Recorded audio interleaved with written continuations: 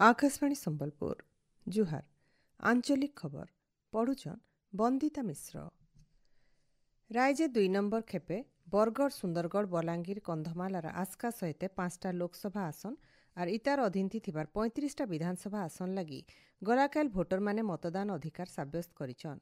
निर्वाचन आयोगों तरफु मिलिथिबार सूचना अनुसार इ खेपे 69.34% मतदान हेइछि।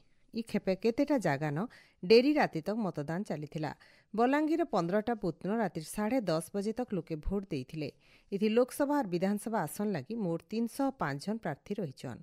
बरगढ़ लोकसभा आसन सबु नयतका 76.20% भोट पड़िथिबार बेले बलांगीर 71.46%, सुंदरगढ़ 67.74%, कंधमाल 70.37% और आस्का लोकसभा आसन 60.78% भोट हेइछे।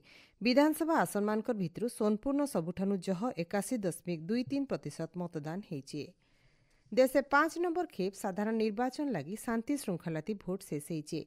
मोट 60.48% मतदान हेइथिबार जना पड़िछे। इ खेपे ओडिशा, बिहार, झारखंड, महाराष्ट्र, उत्तर प्रदेश और पश्चिमबंग राज्य सहित जम्मू काश्मीर और लद्दाख केन्द्रशासित अंचल 49टा लोकसभा आसन लगी भोट निया जाइछे। पश्चिमबंग सबुनु जह 76.05% और महाराष्ट्र सबुनु कम 54.33% मतदान हेइथिबार निर्वाचन कमिशनर वेबसाइट नु जना पड़िछे। हेंता लद्दाख 69.62% मतदान हेइछे।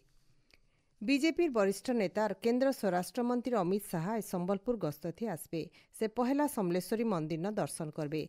तार उतरु पीएचडी पड़ियान गुटे जनसभा के संबोधित करबार कार्यक्रम रहीचे। गला राति से झारसुगुड़ा ठाने पहुंचीछन। हेंता आयबा काल केंद्र मंत्री गिरिराज सिंह और स्मृति ईरानी भिल संबलपुर गस्तती आसुथिबार जना पड़िछे।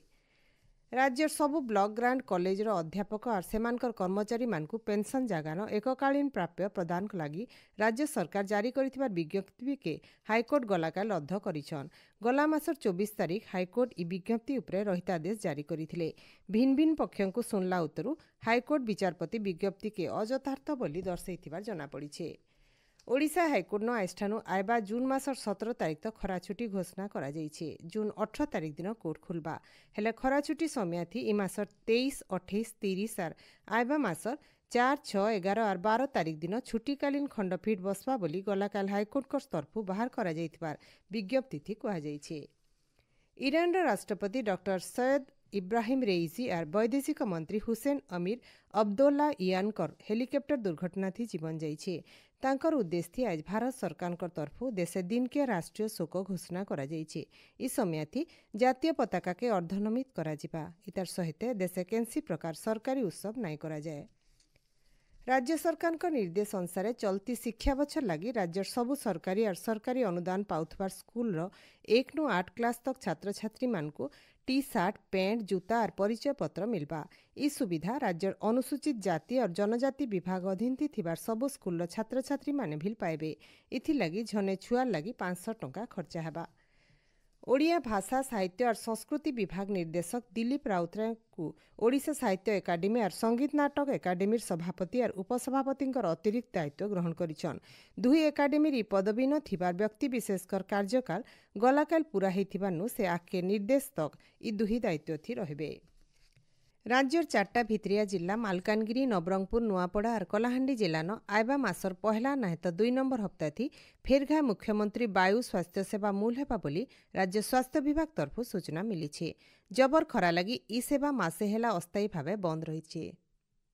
कलाहांडी जिलार जूनागढ़ सहरे प्राचीन नगर सभ्यता थिबार जना पड़िछे। दिल्ली विश्वविद्यालय और रायगड़ा स्वयंशासित कॉलेजर इतिहास विभाग अध्यापक मानकर तरफु करा जाइथिबार गवेषणा और अनुसंधान नु सूचना मिली।